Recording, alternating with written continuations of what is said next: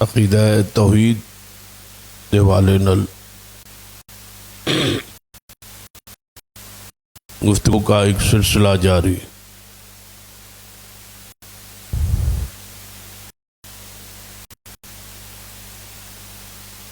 عقیدہ توحید اللہ تبارک و تعالی دی بہت بڑی نعمت۔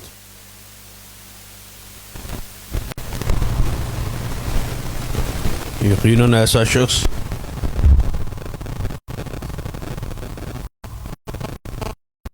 تعالی محبت کا حقدار ہے جس نو اللہ تعالی عقیدہ توحید عطا کرے، اس کا فہم اس نو مل جائے۔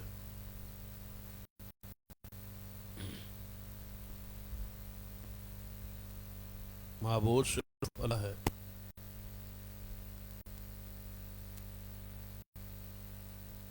عبادت اس کا حق ہے۔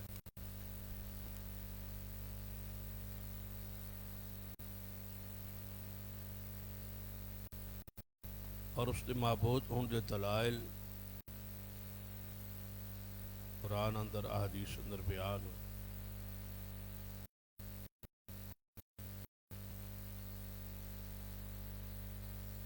وہ کائنات کا مبر ہے، کائنات کا خالق ہے، مالک ہے، رازق ہے۔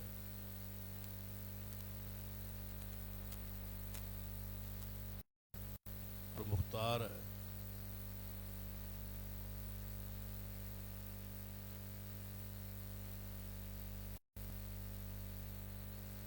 عالم الغیب ہے اور ہر چیز پر قادر، مختار اس کی ذات۔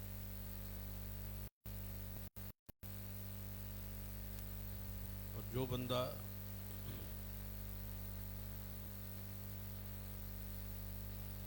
غیر اللہ دی عبادت کر تینوں بھی نظریہ ہی ہو، جس کی شور پکار عبادت سجدہ جاری ہے،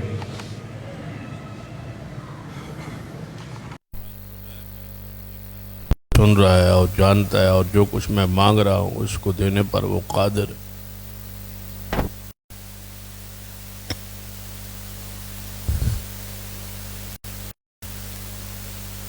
اسی بنیاد پر اور اسی عقیدے دے اندر ہی وہ عبادت جو صرف اللہ کا حق، اس کی مخلوق اندر اس عبادت نو تقسیم کیا جا رہا۔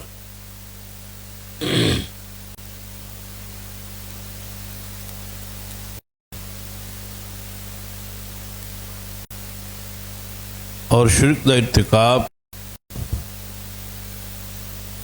بہت بڑا جرم ہے اور ناقابل معافی گناہ۔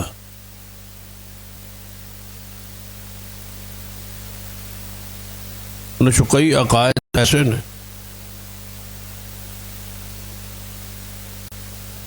جو یقیناً شرک نے، اللہ کے علاوہ کسی اور کو عالم الغیب سمجھنا اور کسی کو متصرف الامور سمجھنا۔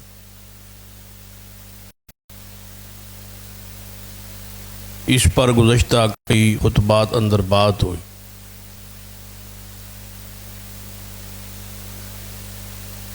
اس کے ساتھ ساتھ عوام الناس اندر یہ بات معروف ہے اور عقیدہ رائج کہ سرور کائنات محمد رسول اللہ صلی اللہ علیہ وسلم مختار کل نے اور آپ نے تمام تر اختیارات،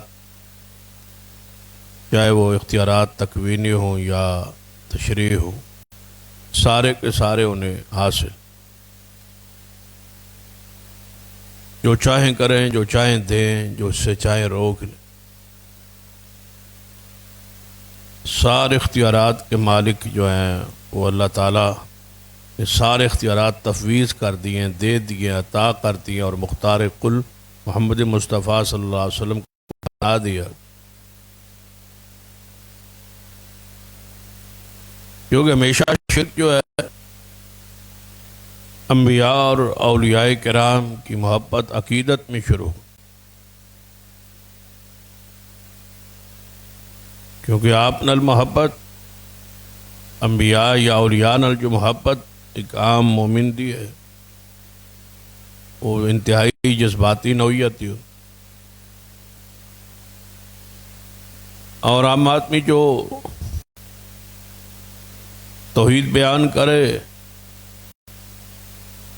اور انہاں چیزاں دی نفی کرے کہ آپ مختار کل نہیں، آپ حاجت روا نہیں اور مشکل کشا نہیں، تو عوام اندر یہ بات سمجھی جاندی ہے یا کہی جاندی ہے یا مشہور کرتی جاندی ہے کہ انبیاء کا گستاخ ہے اور توہین کرنے والا، حالانکہ حقیقت اندر جو صفات انبیاء یعنی شان انبیاء دی ہے وہ ثابت کرنا،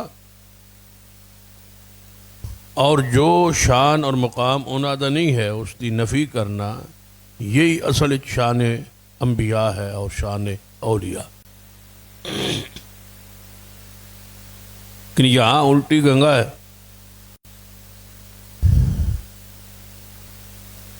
کہ اگر نفی کرو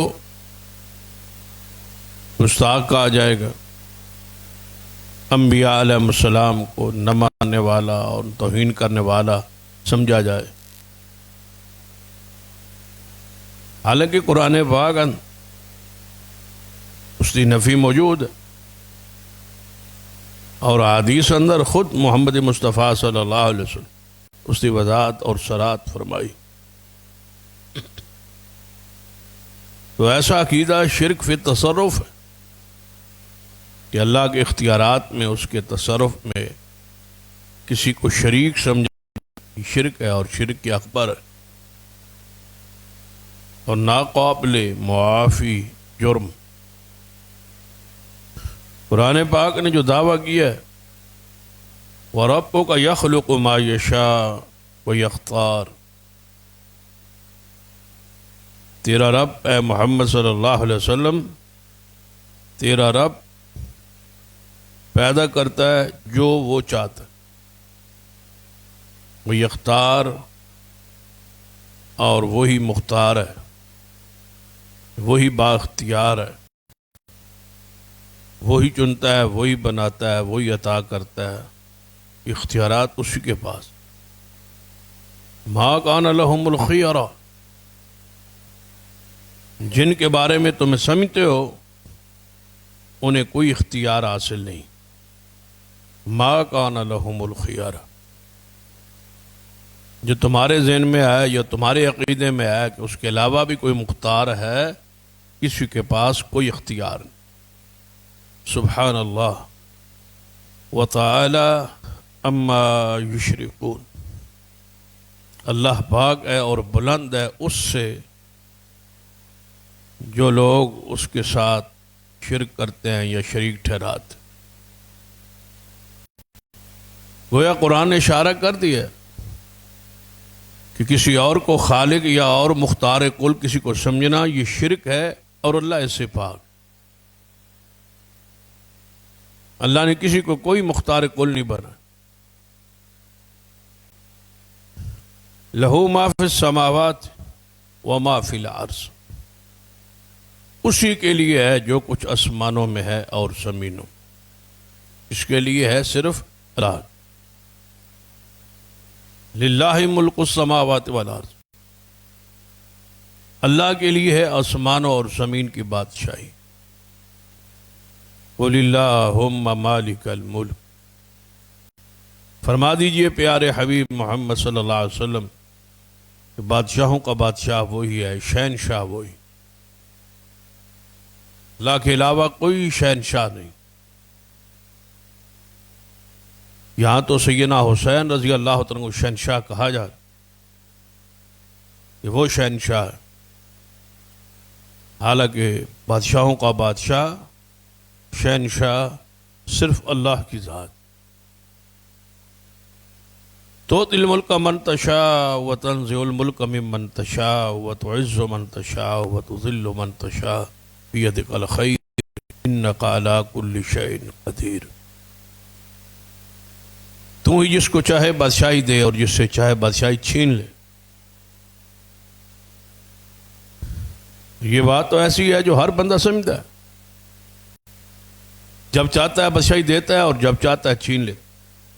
پھر کوئی سہارے، کوئی آسرے، کوئی عوام جو کہتے ہیں کہ عوام طاقت کا سرچشمہ ہے، کوئی طاقت کا سرچشمہ نہیں ہے۔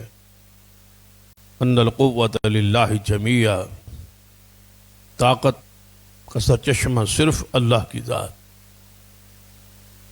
عوام سارے مل جائیں، کسی کو کوئی بادشاہ دینے پر قادر نہیں اور اس کے سوا کو چھیننے پر بھی قادر۔ جس کو چاہے تو عزت دے اور جسے چاہے تو ذلیل کر۔ ہر قسم کی بھلائی تیرے ہاتھ میں ہے اور تو ہر چیز پر قادر۔ تبارک الذی بیدہ الملک، بابرکت ہے وہ ذات جس کے ہاتھ میں بادشاہی ہے۔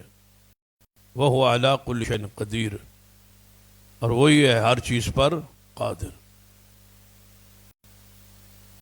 یخلق ما یشاء، للہ ملک السماوات والارض، زمین و آسمان کی بادشاہی اسی کے پاس ہے۔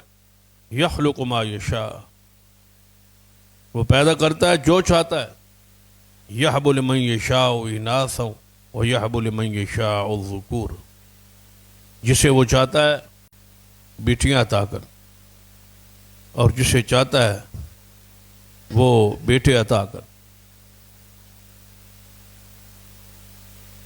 بیٹے اور بیٹیاں دینا اسی کا اختیار ہے۔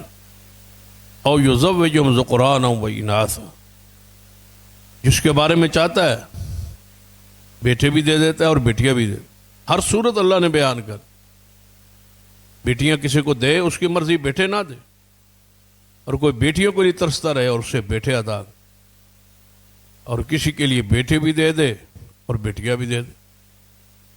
آگے فرمایا وَيَجْعَلُ مَن يَشَاءُ عَقِيمًا، اور جسے چاہے کچھ بھی نہ دے، بانجھ رکھے، بے اولاد رکھے، یہ اس کی مرضی۔ وَيَجْعَلُ مَن يَشَاءُ عَقِيمًا، جس کو چاہے وہ عقیم رکھے۔ عقیم ایسے بے اولاد کو اور بانجھ کو نہیں کہا جاتا جس کے ہاں مرد میں کوئی بیماری ہو یا عورت میں کوئی بیماری ہو جس کی وجہ سے اولاد نہ ہو۔ نہیں، عقیم ایسے جوڑے کو کہا جاتا جو صحت کے لحاظ سے، وجود کے لحاظ سے دونوں درست ہوں، لیکن وہ اولاد نہ دے تو یہ اس کی مرضی۔ بیماری تو اور چیز ہے، اور ایسا برہا مرتبہ ہوتا ہے اور ہوا ہے کہ 10 سال، 15 سال، 20 سال، 25 سال اولاد نہیں ہوئی اور اللہ نے پھر اسی جوڑے کو اولاد دی۔ ایسے واقعات موجود۔ عام معاشرے میں واقعات کو چھوڑ دیں، قرآن پاک پر سیدنا ابراہیم علیہ السلام کے بارے میں مفسرین نے لکھا ہے جب آپ نے اللہ سے اولاد مانگی، بیٹا مانگا، اس کا قرآن پاک کا اسلوب اور انداز بیان بھی یہی کہ مفسرین نے لکھا ہے کہ 86 سال تک اولاد نہیں ہوئی، اور جب اللہ نے چاہا تو پھر اسی سارہ سے اولاد بچی۔ انہوں نے کہا تھا قالت یا ویلتا اعلد وانا عجوز وہذا بالی شیخا ان ھذا لشیء عجیب۔ جب انہوں نے بیٹے کی خوشخبری ملی تو وہ بڑی حیران ہوئی اور تعجب کیا، یہ عجیب بات ہے، عجیب خوشخبری ہے۔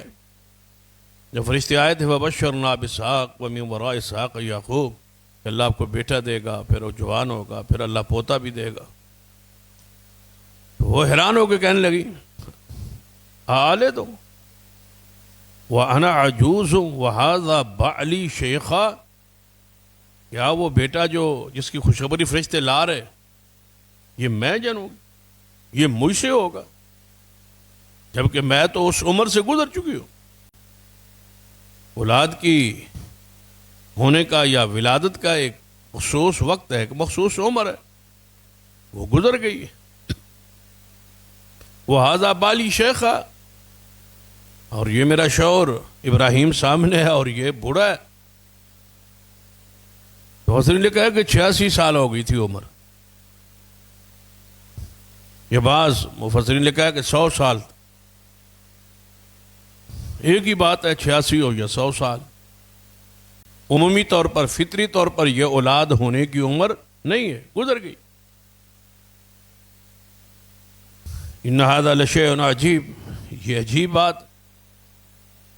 تو فرشتوں نے کیا کہا تھا؟ قالوا اتعجبین من امر اللہ رحمت اللہ وبرکاتہ علیکم اہل البیت، کیا آپ تعجب کرتی ہے اللہ کے امر پر، اللہ کے حکم پر، اس کے تقوینی جو امر ہے اس پر تو تعجب کر رہی؟ یہ اللہ کا اختیار ہے۔ یخلق ما یشاء، جب چاہے اور جس وقت چاہے اور جس کے بارے میں چاہے وہ عطا کر۔ وَيَجْعَلُ مَن يَشَاءُ عَقِيمًا، جسے چاہے بانج رکھ۔ 86 سال تک اولاد نہیں ہونی تھی، اور خاص کر نبی تو پھر ان بیماریوں سے محفوظ۔ فرمایا کہ وہ اللہ کی مرضی، اس نے نہیں دیا تو نہیں دیا۔ سارا بھی درست ہے، ابراہیم بھی درست، صحیح سالم ہے، لیکن اللہ نے پھر دیا ہے تو بڑھاپے میں دیا۔ تفسیر سمجھ آئی وہ یجعل من یشاء عقیما انہ علیم قدیر، وہی جانتا ہے، جاننے والا بھی وہی ہے، قدرت والا بھی وہی، کب اور کس کو کس طرح دینی ہے، کب دینی ہے، یہ اس کے اختیار۔ بیٹے دینے ہے یا بیٹی دینی، دونوں دینے ہے یا عقیم رکھنا ہے، بانج رکھنا ہے، بے اولاد رکھنا ہے، ان سارے حقائق کو وہی جانتا ہے اور وہی بااختیار۔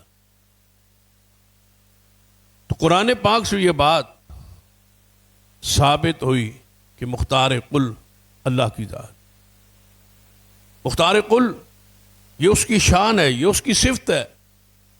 معبود کے لیے یہ چیز ضروری ہے، کیونکہ معبود وہ ہے جس کی عبادت کی جا رہی ہے، اور عبادت کس کے لیے کی جا رہی ہے؟ کہ اس کو رضا کے لیے، اس کی خوشی کے لیے، اس کو راضی کرنے کے لیے۔ اس کو پتہ ہی نہ ہو اس سے بندہ مانگ رہا ہے اور وہ دینے پر قادر ہی نہ ہو تو یہ کیسے ہو؟ تو اللہ مختار کل ہے، کیونکہ وہ معبود ہے، ہر چیز کا اس کے پاس اختیار ہے، اس کے پاس وافر خزانے، اس کے خزانوں میں کوئی کمی واقع نہیں ہوتی، اور اس قدر خزانے اس کے بھرے ہوئے کہ نبی رحمت صلی اللہ علیہ وسلم فرمایا کہ اگر اللہ فرماتا ہے کہ اگر میرے ایک کھلے میدان میں اگلے اور پچھلے انسان اور جنات اور کل مخلوقات سارے ایک ہی میدان میں ایک ہی وقت میں اکٹھے ہو جائے اور اپنی اپنی چاہت ضرورت حاجت کے مطابق ان کو آفر دے دی جائے کہ مانگے جو مانگنا چاہتے، اور وہ مانگنا شروع کر، وہ مانگتے جائیں جو وہ چاہیں، انسان بھی، جنات بھی اور دیگر مخلوقات سارے ایک ہی وقت میں مانگنے لگ جائیں، اور جو جو مانگے اللہ دینا شروع کر، اور وہ لیتے جائیں اور اللہ تعالیٰ دیتا جائے۔ جب ساری مخلوقات جتنی یہ اشراط الارض جو کچھ ہے، انسان اس میں ہے، جنات اس میں ہے، حیوانات اس میں ہے، اشراط اس میں، ساری چیزیں جو کچھ ہے، جو زیرو ہے، وہ مانگتا جائے اور اللہ دیتا جائے۔ جب سارے لے کے فارغ ہو جائے تو اللہ تعالیٰ کے خزانے میں اتنی کمی واقع بھی نہیں ہوتی، نہیں اتنی نہیں ہے کہ اتنی ہو جائے، اتنی بھی نہیں ہوتی جتنی اس سوئی کو سمندر میں ڈبو کے اوپر نکال لیا جائے تو جتنے اس سمندر کے پانی میں کمی واقع ہوتی ہے اللہ کے خزانے میں اتنی کمی واقع بھی نہیں۔ وہ مختار کل ہے، وہی حاجت روا ہے اور وہی مشکل کشا ہے، اس کے علاوہ اور کوئی نہیں۔ دوسرے یہ پہلو ہے مثبت، یہ اللہ مختار کل ہے، سب کا اتفاق ہے کہ ہے، دنیا میں کوئی مسلمان ایسا نہیں جو اس کا انکار کر۔ مسئلہ دوسرے پہلو کا، جو اس کا دوسرا پہلو ہے کہ اللہ مختار کل ہے، وہ حاجت روا ہے، وہ مشکل کشا ہے، یہ تو سارے مانتے ہیں۔ اصل مسئلہ جو اختلافی ہے وہ یہ ہے کہ اس کے علاوہ کوئی اور ہے یا نہیں۔ ہمارا یہ عقیدہ ایمان ہے کہ اللہ ہے اور اس کے علاوہ اور کوئی نہیں، وہ مختار کل ہے، یقیناً ہے، اس کے علاوہ اور کوئی نہیں۔ اس پر بھی قرآن پاک کے اندر دلائل موجود، لیکن سمجھ نہیں آتی کہ مثبت پہلو پر تو اتفاق ہے، اور ان دلائل کو سارے پڑھتے ہیں، سناتے ہیں، سمجھتے ہیں، بیان ہوتا اللہ آسمان و زمینوں کا بادشاہ ہے، وہی مختار کل ہے، یہ مانتے بھی ہیں، بیان بھی ہوتا ہے، ان یاد کو پڑھا بھی جاتا ہے، بیان بھی ہوتا ہے۔ جو ہی دوسرا پہلو آتا ہے نفی کا کہ وہ ہے اور کوئی نہیں ہے، تو وہ آیات جب چھپا لی جاتی ہے یا ان کی کوئی تعویل یا کوئی تفسیر ایسی کر دی جاتی ہے کہ ان کو اصل معنی اور مفہوم اور موضوع سے امت کو، لوگوں کو ہٹا دیا جائے اور ان کو شرک پر اسی طرح رکھا جائے۔ کیونکہ علماء سو کے سارے معاملات دنیاوی اور پیٹ کے جتنے معاملات ہیں وہ شرک کے ساتھ اور بدعت کے ساتھ جڑے ہوئے۔ اگر شرک بدعت ختم ہو جائے، یقیناً لوگ شرک سے دور ہو جائے، تو یہ آستانے، یہ لنگر خانے، یہ نظر و نیاز، یہ منت منوتی چڑھاوے، جب سارے ختم ہو جائیں تو خود بخود گدیاں ختم۔ اپنے پاس سے کون عرس لگ کرے، اپنی جیب سے کون خرچ کرے عرس پر، میلوں پر، درباروں پر، اور ان کو بنانے پر، اور ان کی وہاں آرائش، زیب و زینت، جب تک کہ اس سے وصولی نہ ہو۔ اس وقت بھی یہ 2-3 ماہ جو ہمارے ملک میں نگران حکومت کے گزر ہے، اس میں صرف پنجاب حکومت نے 3 ارب سے زائد درباروں کی آرائش پہ خرچ کرنے کے لیے الگ کی۔ دربار دوبارہ رنگ روغن اور رائش اور سہولتیں وہاں آنے والوں کے لیے، زائرین کے لیے سہولتیں مہیا کی جا رہی۔ جو سہولتیں نہیں ہیں، کہیں پل بنائے جا رہے ہیں، کہیں راستے بنائے جا رہے ہیں۔ جب 3 ارب سے زائد بجٹ اس پہ خرچ ہوگا تو اس امید کے ساتھ ہی خرچ ہوتا ہے کہ اس کے کئی گنا واپس آئے۔ مثلا حکومت ایک سڑک بھی بناتی تو وہاں پر ٹول لے کے یا اس ٹیکس لے کے اس کو پتا ہوتا ہے کہ اس سے کہیں گنا واپس آئے۔ جو چیز بھی گورنمنٹ حکومت بناتی اس سے آمدن حاصل ہو، تو یہ اگر تصور یہ ہو، ایمان بن جائے، عقیدہ بن جائے، کوئی جائے ہی نہ، سب کو پتا ہو کہ مختار کل اللہ ہے، حاجت روا اللہ ہے، مشکل کشا اللہ ہے، یہاں سجدہ حرام ہے، چڑھاوا حرام ہے، نظر و نیاز ان کی حرام ہے، منت منوتی ان کی حرام ہے، جو آگے تفصیل سے کئی خطبات میں بات آگے بڑھے گی تو چلے گی۔ آج صرف اس نقطے پر ہم رہتے ہیں کہ مختار کل صرف اللہ ہے، اس کے علاوہ اور کوئی۔ تو گویا یہ جو نفی والا پہلو ہے، اس پر زیادہ زور، اس کو سمجھانے کی ضرورت۔ یہ جو توحید ہے بالعموم ہم معاشرے میں بیان کر، یہ تو قریش مکہ توحید کے قائل تھے، اس توحید کو مانتے تھے، اس توحید کو وہ سمجھتے تھے کہ زمین اللہ نے بنائی، آسمان اللہ نے بنایا، مختار وہ ہے، حاجت روا وہ ہے، مشکل کشا وہ ہے، اس کا کون انکاری؟ ان سے جھگڑا اس وقت ہوتا تھا جب نبی علیہ الصلوۃ والسلام نفی والا پہلو کھولتے تھے کہ رب ہے اس کے سوا کوئی نہیں، بس اس پر اختلاف ہے۔ آج بھی یہی توحید بیان کرتے رہیں، رب کی صفت بیان کرتے رہیں، رب کی شان بیان کرتے رہیں، بھلا کون انکاری؟ انکار اس وقت جب دوسرے پہلو کو آپ کھولیں گے، اختلاف بھی ہوگا، لڑائی بھی ہوگی، جھگڑا بھی ہوگا۔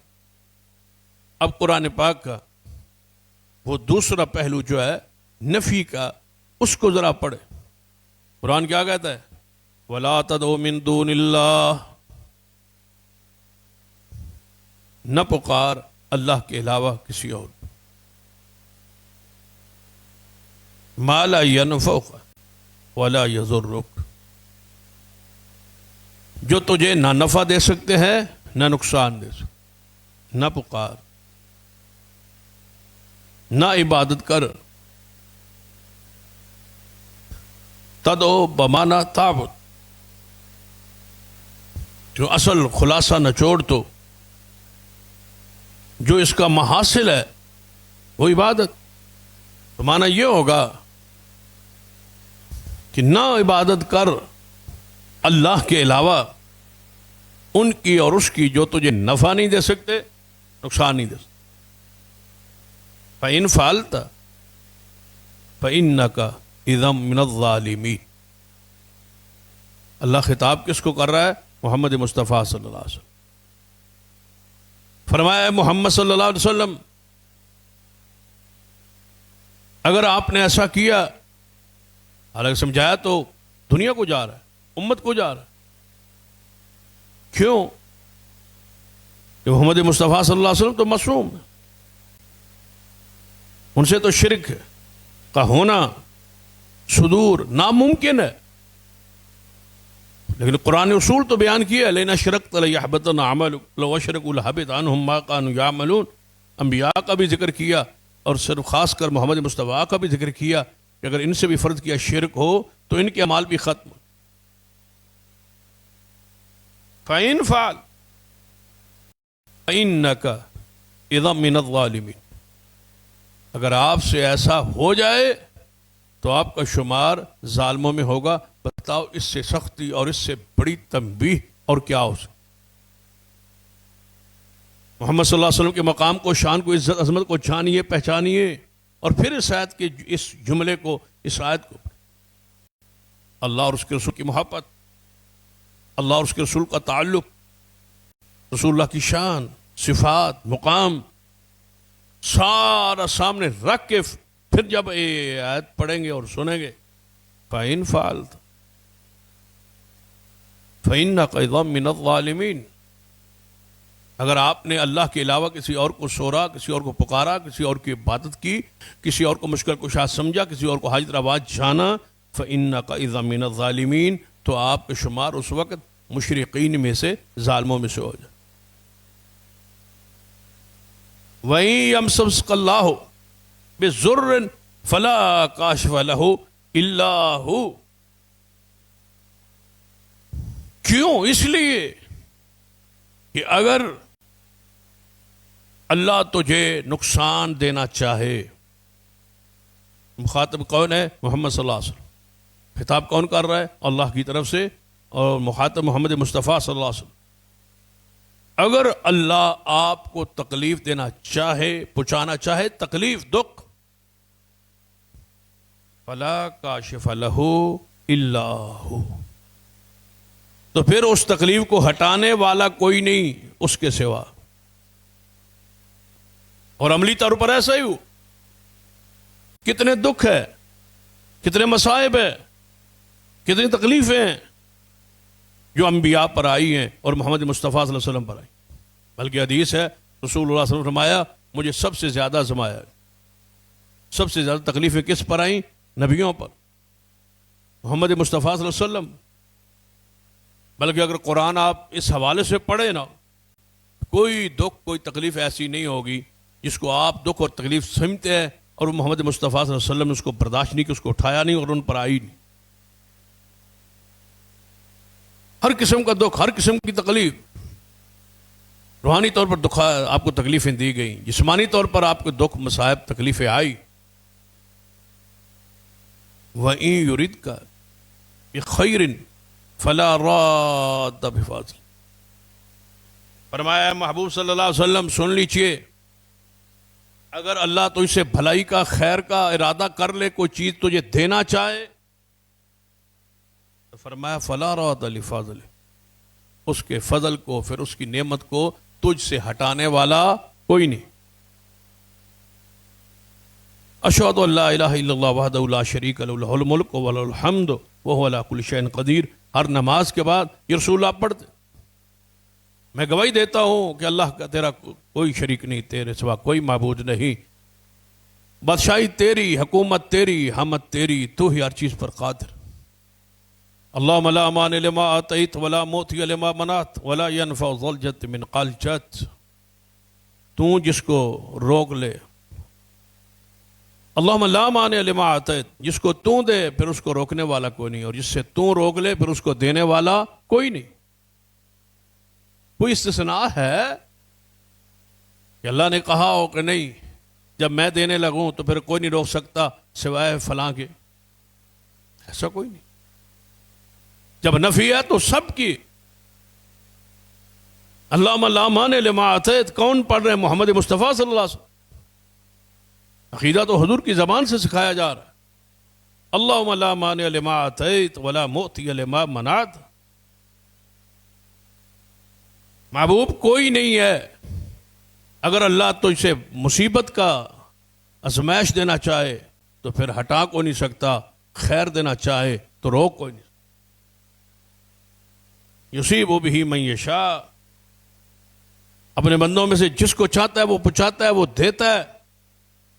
وہو الغفور الرحیم، الغفور بھی وہی ہے، الرحیم بھی وہی۔ یہ تو ہے اللہ پاک نے فرمایا کہ میرے سوا اور کوئی نہیں۔ پھر اس سے اور واضح، اس سے بھی واضح آیت قرآن میں موجود، سب میں خطاب محمد مصطفیٰ صلی اللہ علیہ وسلم۔ فرمایا قل ادعوا الذین زعمتم من دون اللہ، فرما دیجئے پیارے حبیب جناب محمد صلی اللہ علیہ وسلم، ادعوا الذین زعمتم من دون اللہ،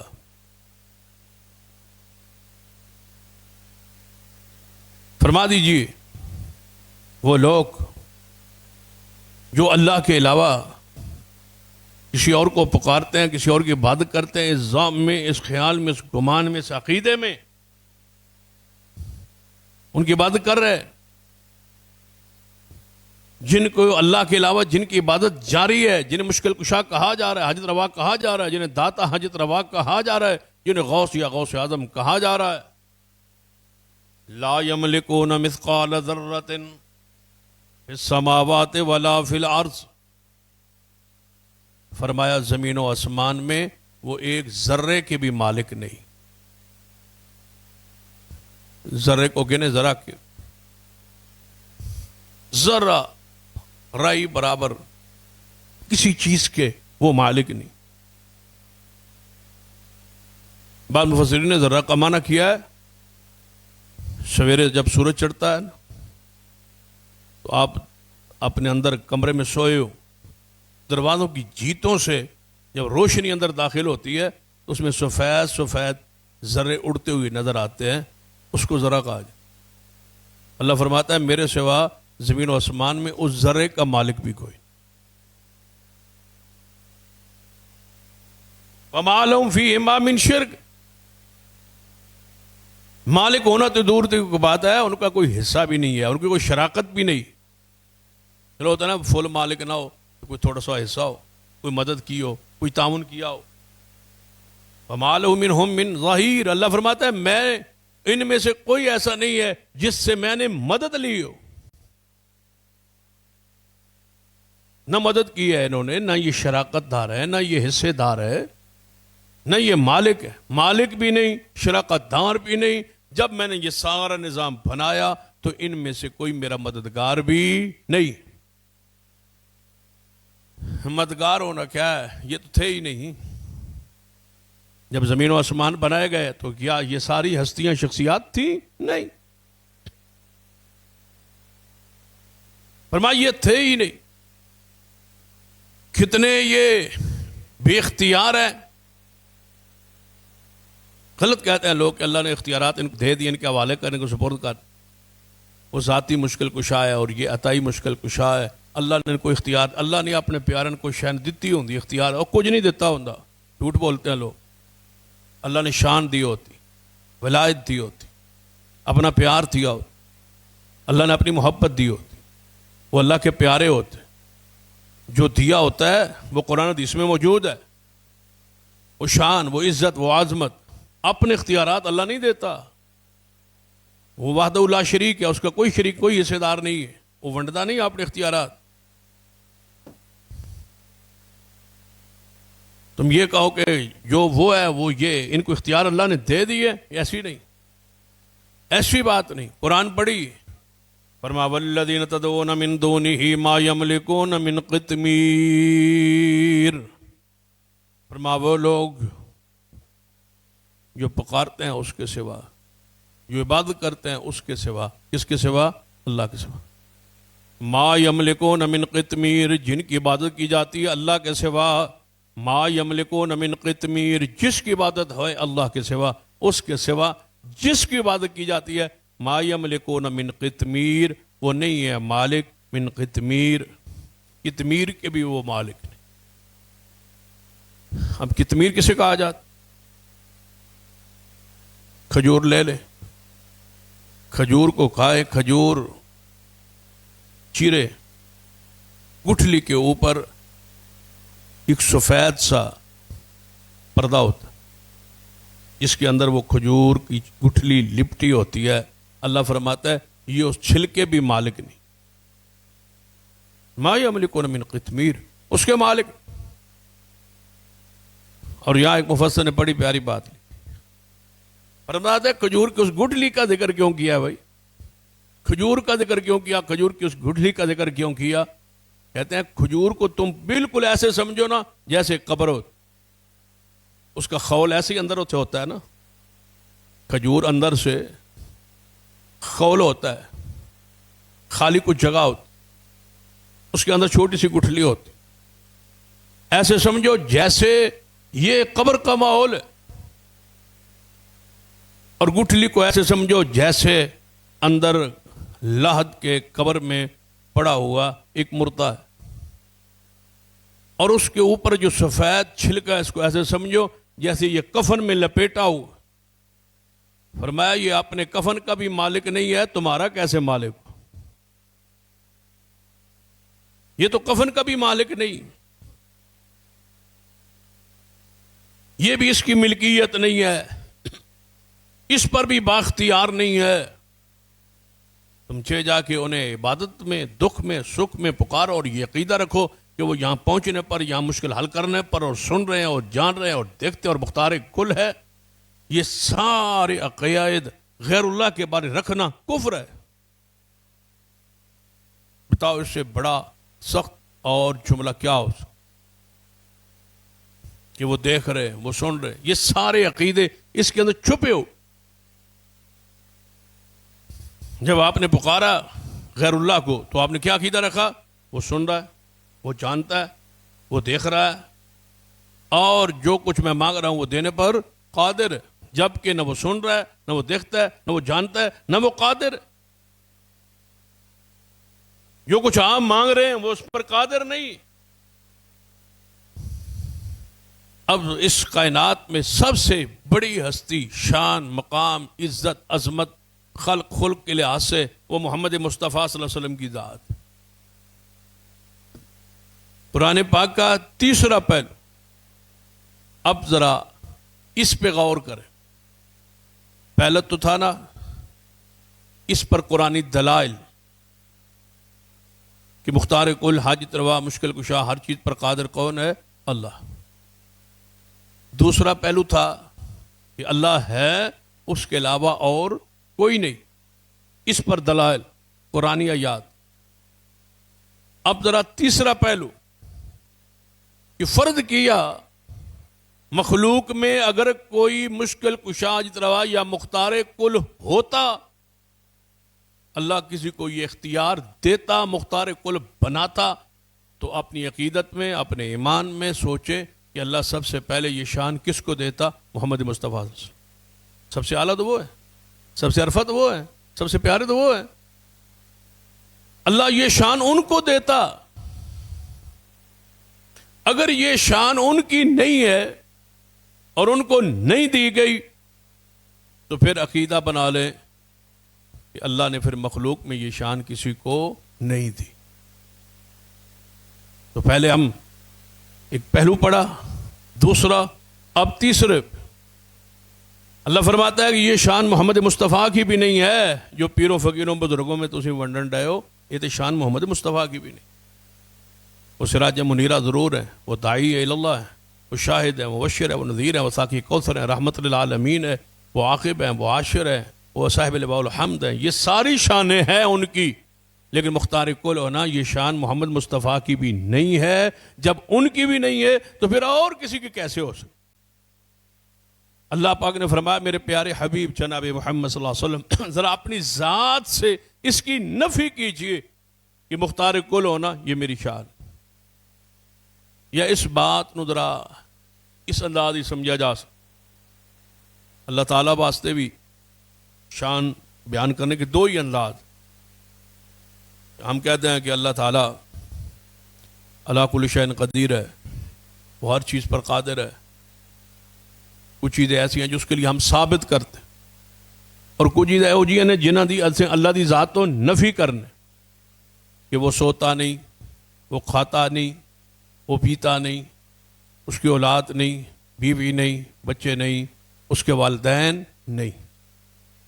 ہوں تسی دسو نفی کرنے والی شان گھٹ رہی ہے یا اللہ دی شان بیان ہو رہی؟ حالانکہ اسی نفی کر رہے ہیں کہ اس کی اولاد نہیں، یہ شان ہے یا توہین ہے؟ اس کی شان۔ بندے نو کبھی یہ با تیری اولاد نہیں تو بندے دی توہین ہے۔ بندے نے کہی با تیرا باپ ہی کو نہیں، تیری ماں ہی کو نہیں، تو لڑ پائے گا، وہ دی توہین ہے۔ تو یہ رب نو کہیے با تیری اولاد بھی کو نہیں، تیرے والدین بھی کو نہیں، تو اللہ گناہ معاف کرے، اللہ خوش ہوئے گا، اللہ راضی ہوئے گا۔ لم یلد ولم یولد کہ میری شان ہے۔ کچھ چیزوں کی نفی ہو رہی ہے، کچھ چیزوں کا ثبات ہو رہا ہے۔ جب اللہ کے لیے نفی ہو رہی ہے کہ وہ کھاتا نہیں، وہ پیتا نہیں، وہ سوتا نہیں، اولاد نہیں، والدین نہیں، یہ خوش ہو رہا ہے، یہ شان ہو رہی ہے۔ ایسے ہی جو نبی پاک دی شان بیان کرو گے نا کہ وہ سراج منیرہ ہے، وہ رحمت للعالمین ہے، وہ ساقی کوثر ہے، وہ شافع معاشر ہے، تو یہ شان بیان ہو رہی ہے حضور کی۔ جب یہ کہیں گے وہ عالم الغیب نہیں، وہ حاجت روا نہیں، یہ مشکل کشا نہیں، یہ شان محمد مصطفیٰ کی بیان ہو رہی، یہ شان ہے حضور کی، یہ درجہ ہے حضور کا۔ تعین ہو رہا ہے کہ اللہ کے وہ شریک نہیں ہیں، اللہ کے وہ حصے دار نہیں ہیں، وہ رب کی مخلوق ہیں اور رب کے نبی ہیں، رب کے رسول ہیں، رب کے پیارے ہیں، یہ شان اللہ نے بخشی۔ ہوں ذرا اس پہلو تے غور کیجئے، فرمایا وہ اپنی ذات سے نفی کیجئے ان ساری چیزوں کی، تاکہ دنیا میں پتہ چلے کہ جب محمد مصطفیٰ مختار کل نہیں ہے پھر اور کون ہو سکتا۔ نفی قرآن پاک کے انداز، قرآن پاک کے الفاظ میں، قُل لَا أَمْلِكُ لِنَفْسِي نَفْعًا وَلَا ضَرًّا، فرمایا پیارے فرما دیجئے میں نہیں ہوں مالک اپنے جان کے نفع و نقصان کا۔ لا املک لنفسی نفعا ولا ضرا، بتائیے اس سے صاف اور سادہ، بالکل سمپل سادہ جیسے الفاظ، اور کیا لا املک لنفسی نفعا ولا ضرا، نہیں ہوں میں مالک محمد صلی اللہ علیہ وسلم، میں نہیں مالک ہوں اپنی جان کے لیے نفع و نقصان۔ قرآن آیت ہے، مجال ہے کوئی موحدین کے علاوہ اس آیت کو پڑھے یا اس کو لکھے یا عوام کو بیان کرے۔ ربیع الاول کا مہینہ آتا ہے نا، جب حضور کے ولادت کا جشن ہوتا ہے تو بازاروں میں کچھ آیات لکھی جاتی، انا اعطیناک الکوثر وما ارسلناک الا رحمت للعالمین، اور کہیں حضور کی شان میں یا ایھا النبی انا ارسلناک شاہدا ومبشرا ونذیرا وداعیا الی اللہ باذنہ وسراجا منیرا وانک لعلی خلق عظیم۔ ورفعنا لک ذکرک، یہ ساری آیات تو یہ شان بھی لکھے نا. جدو اللہ کی شان لکھی جاتی ہے تو قل واللہ احد اللہ الصمد لم یلد ولم یولد، تو یہ بھی لکھے نا. اب کون لکھے؟ جرأت نہیں، ہمت. بلکہ ایک ایسا واقعہ پیش بھی آیا کہ کمالیہ میں ٹوبہ ٹیک سنگھ، وہاں کمالیہ شہر میں کسی نے یہ آیت اوپر لکھ کے لگا دی. وہاں سے جلوس گزرنا تھا جشن کا، تو اوپر کسی نے آیت لکھ دی. تو وہاں آ کے جلوس رک گیا کہ یہ قرآن کی آیت اتارو گے تو ہم گزریں. یہ آیت حضور کے خلاف ہے، نعوذ باللہ. آیت بھی ہے اور حضور کے خلاف بھی ہے. امی عائشہ فرماتی ہیں سارا قرآن محمدی شان ہے، سارا قرآن رسول اللہ کی شان میں ہے. رسول اللہ کا خلق بیان کرتا ہے، حضور کی حیثیت بیان کرتا ہے، حضور کی شان بیان کرتا ہے. لا املک لنفسی نفعا ولا ضرا، میں محمد نہیں ہوں مالک اپنے جان کے لیے نفع و نقصان. سورۃ الاعراف ہے، آیت نمبر 188. گھر جا کے بھی کھول کے پڑھ لیا.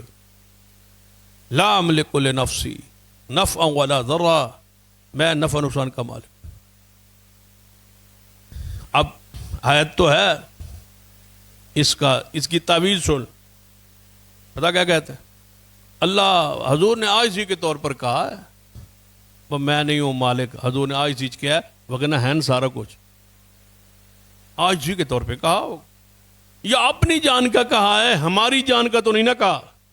میں اپنی جان کے نفع و نقصان کا مالک نہیں ہوں. یہ حضور کی عاجزی ہے. باقی ساری دنیا واسطے تھے وہ، یہ سب تمہارا کرم ہے آقا کہ بات اب تک بنی ہوئی.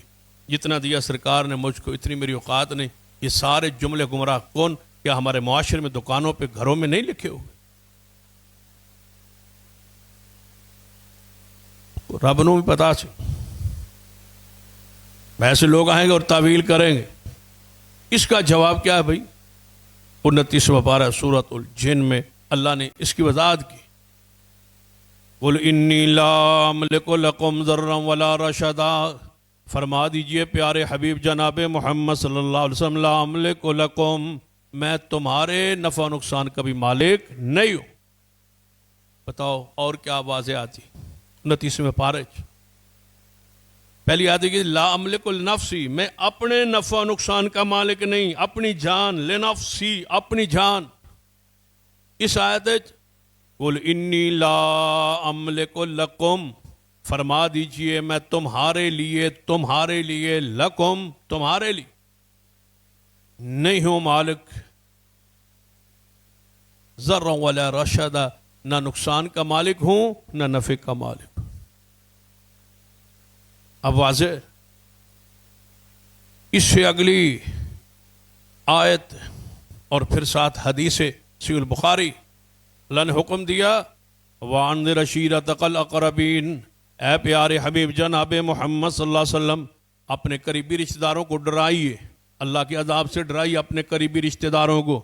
آپ نے اپنے چچا کو بلایا، اپنے قوم کو بلایا، اپنے قبیلے کو بلایا، اپنے گھر والوں کو بلایا، اہل بیت کو بلایا. اب اس اہل بیت میں سے ایک خاتون ہے جسے خاتون جنت کہا جاتا ہے، سیدہ فاطمہ الزہرا رضی اللہ تعالیٰ عنہ سلام اللہ علیہا، رسول اللہ کی بیٹی، حضور کا لخت جگر، حضور کے دل کا ٹکڑا، سیدہ فاطمہ الزہرا رضی اللہ.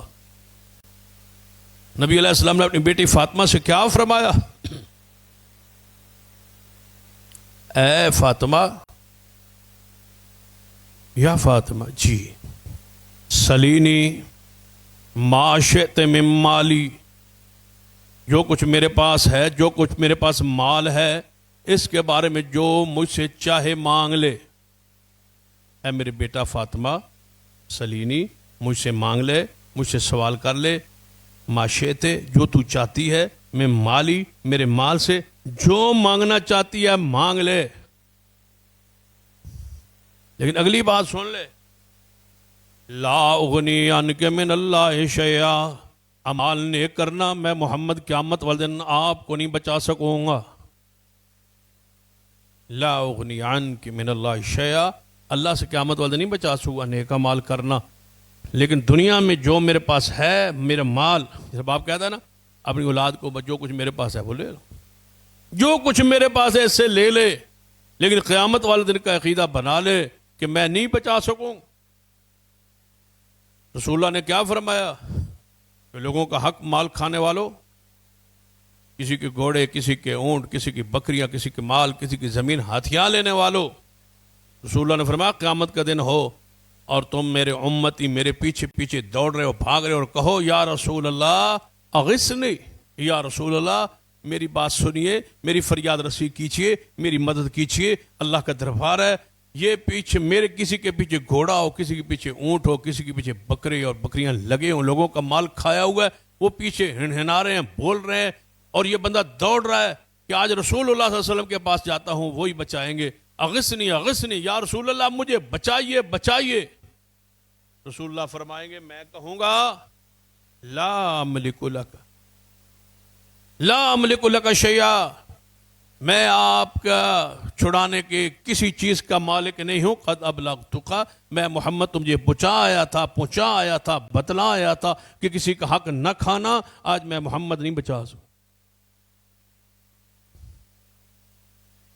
سفارش میں کوئی شک نہیں، لوگ سارا کچھ بیان کر کے عوام کو دھوکہ دیتے ہیں، حضور سفارش کریں گے جی قیامت والے دن، شاید کاش کوئی اس سفارش کی اس حدیث سے، حدیث شفاعت سے کوئی یہ بات ایک چھوٹی سی امت کو سمجھا دے، پہنچا دے کہ حضور کیا کریں گے، سفارش۔ کوئی شک نہیں جو سفارش کا انکاری ہے وہ مسلمان ہی نہیں۔ حضور کی شفاعت حق، حضور کی سفارش حق، حضور کی شفاعت حق۔ شفاعت کا معنی کیا ہوتا ہے بس یہ بتا دو، سفارش۔ اور سفارش کسے کہتے ہیں؟ کسی بڑی ہستی شخصیت کے پاس، جس کے پاس کچھ اختیارات ہیں یا اختیارات کا مالک ہے، اس کے پاس سفارش لے کے جانا، کسی کو سفارشی لے کے جانا۔ بس اتنی بات سمجھا دو کہ جو سفارشی ہوتا ہے وہ مختار کل نہیں ہوتا۔ اور سفارشی کون ہوتا ہے؟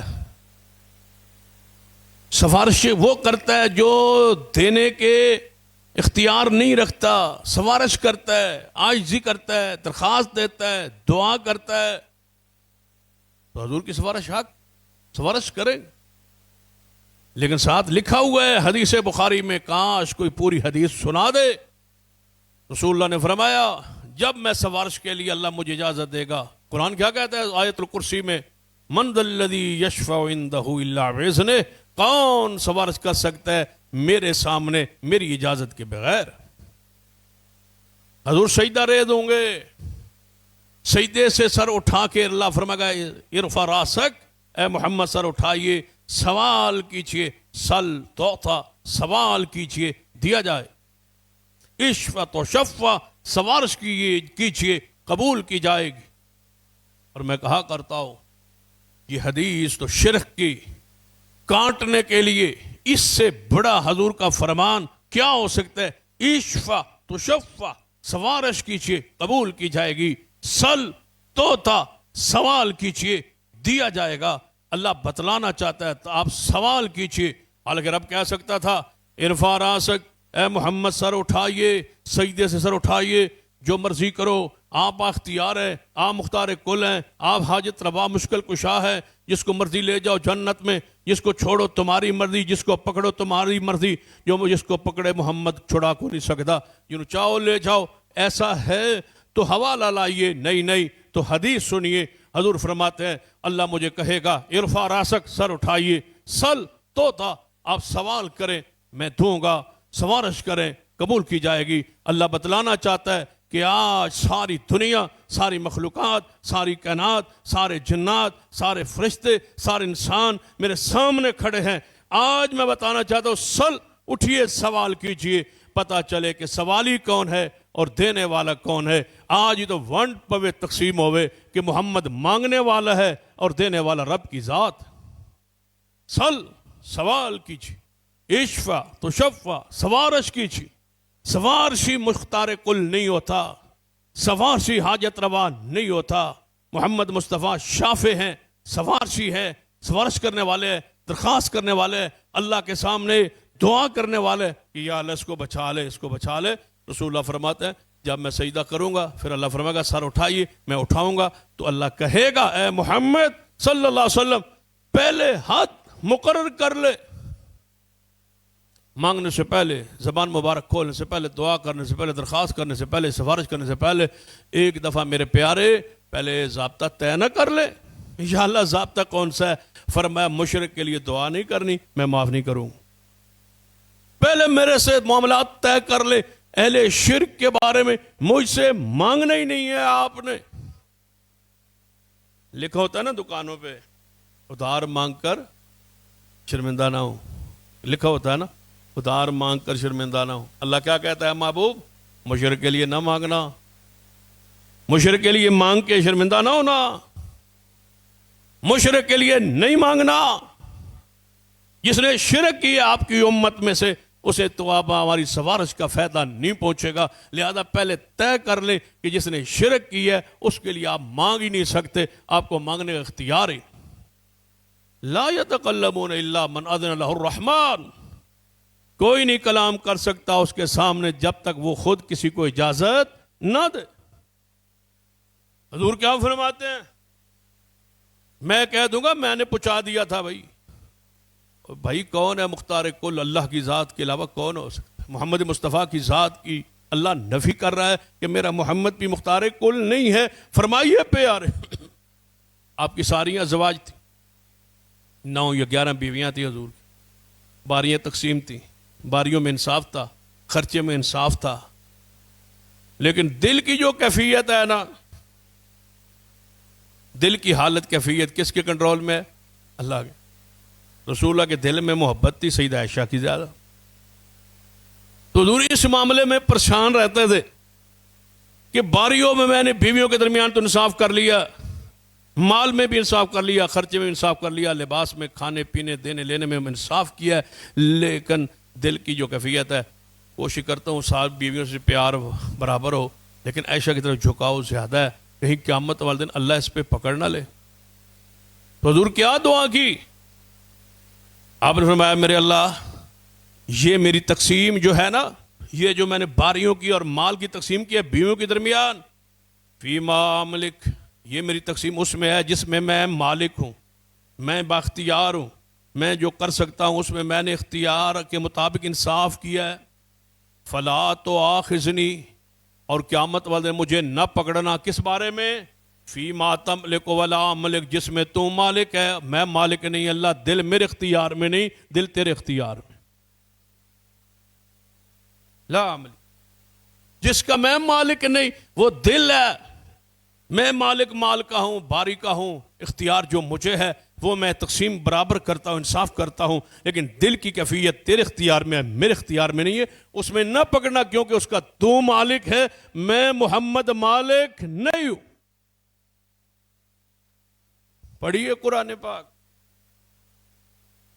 کافروں نے کیا کہا تھا؟ حضور کے سامنے آئے تھے اے محمد صلی اللہ علیہ وسلم کچھ ہمارے مطالبے ہیں. حضور نے فرمایا بتاؤ کیا مطالبے؟ کہنے لگے کچھ قرآن پاک کی جو آیتیں ہیں نا وہ تو ٹھیک ہے، کچھ آیتیں جو ہیں جو بھی اس میں ہمارے لات کا، عزا کا، منات کا، حبل کا، ساڈے بزرگوں کا جدے بھی ذکر ہے وہ کچھ کر ہی نہیں سکتے. کچھ تھوڑی آیات ہی تبدیلی نہیں ہو سکتی، کچھ آیات بدل دیں. حضور نے کیا فرمایا جواب میں؟ قرآن نازل ہوا ما یکون لی ان ابدلہ من تلقاء نفسی. فرما دیجئے اے پیارے حبیب جناب محمد صلی اللہ علیہ وسلم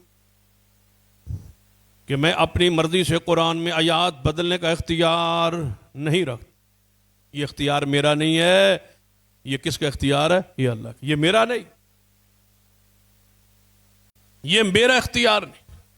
نبی علیہ الصلوۃ والسلام کے پاس کفار قریش مکہ آئے، چند سوالات لے کے آئے کہ ان سوالات کی جوابات دیجیے. کون قرآن کو کھولے، کون قرآن کو پڑھائے، کون قرآن کو سمجھائے. لوگوں نے تو وہ پہلو اٹھا لی ہیں جس سے روٹی کھری ہوتی ہے، اور لوگ جناب سر جھکا ہلاتے ہیں اور نعرے لگاتے ہیں. وہ آیات تو اٹھا لی ہیں، ان آیات کو کون پڑھے، ان حدیث کو کون سن؟ اس میں تو ناراضگی ہے، اس میں تو لوگوں کا غصہ ہے، اس میں تو پتھر ہے، اس میں تو مخالفت ہے، اس میں تو تانے.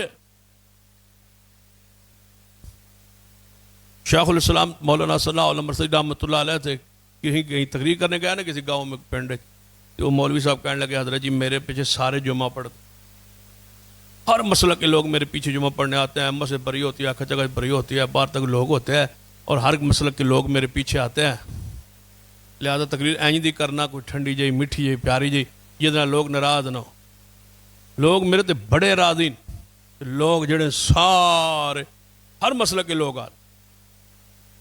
شیخ الاسلام رحمہ اللہ فرمانے لگے پتھر پتھر بھی پے نہیں، کہنے جی پتھر پتھر میں کہنے مارے میں تو لوگ پھول سٹ دیتے ہیں، لوگ پورے محلے اور پورے علاقے اور سارے لوگ آتے ہیں۔ فرمایا پھر تو توحید نہیں بیان کی تھی، لگتا ہے تو کہیں کہیں توحید پھر ڈنڈی مارتا ہے، جڑے سب تو زیادہ خلاق والے محمد مصطفیٰ وہ بیان کرے تو لوگ پتھر مارے تن سارے پھول سٹن، کدے رولا ہے کتے توحید خالص ہو اور کوئی بندہ پورا معاشرہ راضی ہو، یہ نہیں ہو سکتا بھائی۔ توحید کڑوی اتنی، کچھ جانور ہوتے ہیں کچھ چیزیں ان کو خاص جو ہیں وہ یعنی انہوں پچ دیا نہیں۔ توحید ایک موضوع ہی ایسا ہے کہ توحید بیان کرنے سے موحد کو لذت محسوس ہوتی ہے، اور جو شرک کرتا ہے جو بیمار ہوتا ہے انہوں دوائی جیڈی بھی دے دو پیاری تے انہوں کڑوی لگی، بیمار ہو شرک کی پھر بیماری، یہ تو کینسر ہے، یہ تو بالکل بندہ سکڑ جاتا ہے توحید سن، جی میں وہ کینسر دا مریض نو کیمو لگے تو وہ نہیں سکڑ جاتا، این سکڑتا ہے مشرک توحید سن، پریشان ہو۔ سوالات کیتے مشرکین مکہ نے، حضور نے فرمایا میں کل جواب دے سکتا، کل پڑھیے سورۃ القاف، کھولیے قرآن پاک، زندہ نے پڑھ کے سناؤ نا قرآن، لینذر من کان حیا، مردے دے قرآن پڑھنا تے سکھ، قبرستان دا شاگرد نال لے جاؤ تے تو لڈو لبسن تے رسا مل سن تے کھانا مل سی تے چائے مل سی تے تسی قرآن پڑھو، مردے دے قرآن کے پڑھنا تے کیڑا اوکھا ہے؟ اوکھا تے ہے کہ زندہ دے قرآن پڑھو تو پھر ویکھو لوگاں دے اگو چہرے دے حالات واقعات۔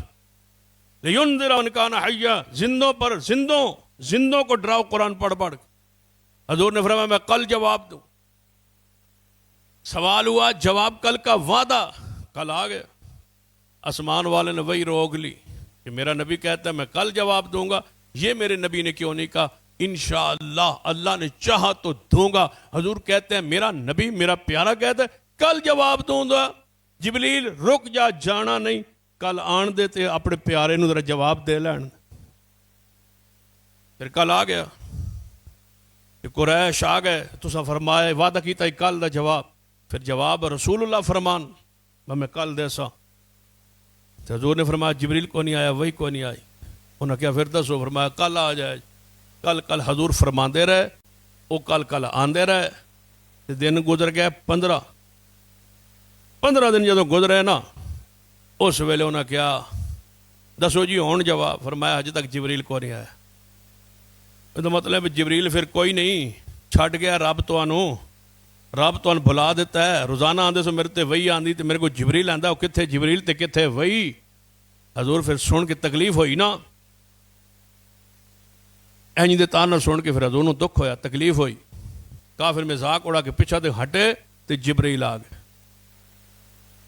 فرمایا والضحیٰ واللیل اذا سجا ما ودعک ربک وما قلی، اے پیارے رب فرماندا میں نے قسم صبح دے وقت دی، جدوں صبح دا وقت ہوئے روشنی اس وقت دی قسم، میں رات جدوں چھا جائے اندھیرا اس وقت رات دی قسم، توان چھوڑیا نہیں، توان بھلایا نہیں، توان رب نے نہیں چھوڑیا نہیں بھلایا، یہ غلط کہہ رہے ہیں۔ فرمایا پھر 15 دن تسی آئے کیوں نہیں؟ جبریل میں 15 دن پریشان رہا، روزانہ کل دا وعدہ کرتا رہا، تے میں نے لگتا رب میں چھوڑ گیا تے رب میں بلا گیا تے تسی پھر آئے کیوں نہیں؟ فرمایا پیارے اسا نہیں بلایا، رب آندا ہے سانو تسی بھولے ہو، ساڑا نا نہیں نہ لیا تساں فرمایا نا کل دساں گا تو پھر دیو نا جواب،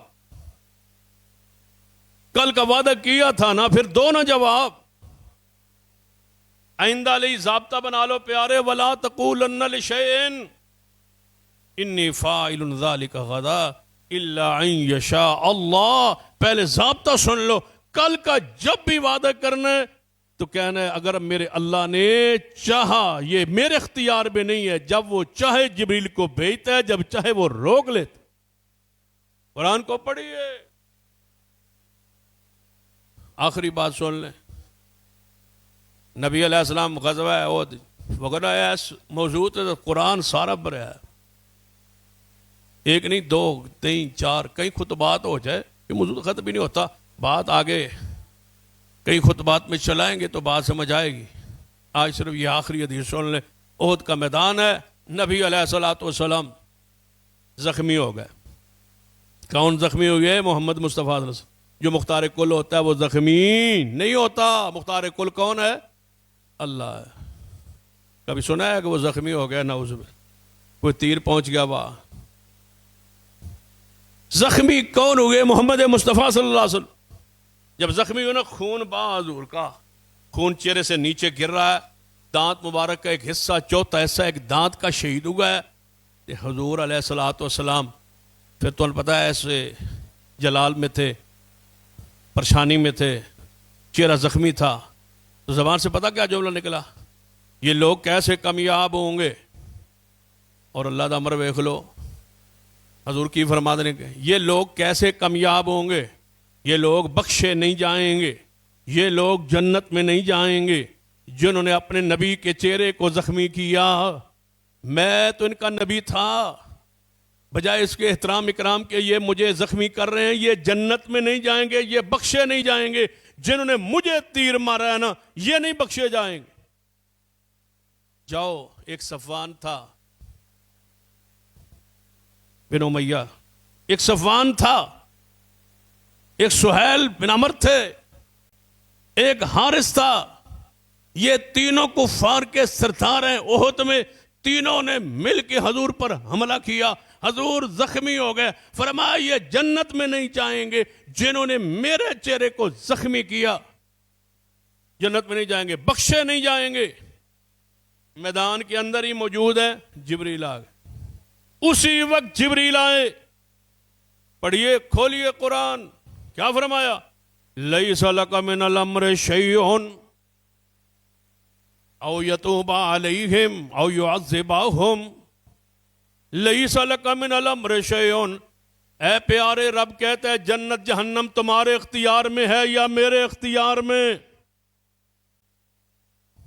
لیس لک من الامر شیء، شیء لیس لک من الامر شیء. جنت جہنم دینے کے بارے میں تمہارے پاس ایک رتی برابر اختیار نہیں. قرآن لیس لک من الامر شیء او یتوب علیہم او یعذبہم.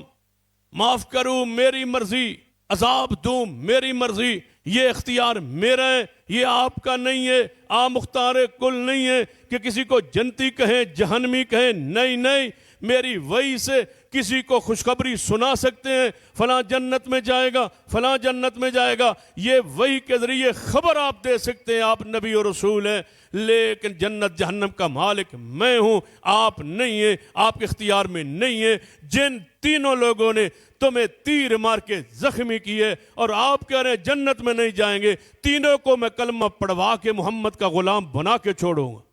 فرمایا سارے جنت میں جائیں گے. جنہوں نے آپ کو زخمی کیا یہ تینوں جنتی ہیں، تینوں صحابی بنیں گے، تینوں تیرے دروازے پہ آئیں گے، تینوں کو میں توبہ قبول کروں گا، تینوں کو جنت کا وارث بنا دوں گا. یہ آپ کا اختیار نہیں ہے، یہ میرا اختیار ہے. کاش کوئی قرآن کو پڑھے اور سمجھے. یہیں سے انشاءاللہ آئندہ خطبے کے آغاز ہوگا. اقول قولی ھذا واستغفر اللہ لی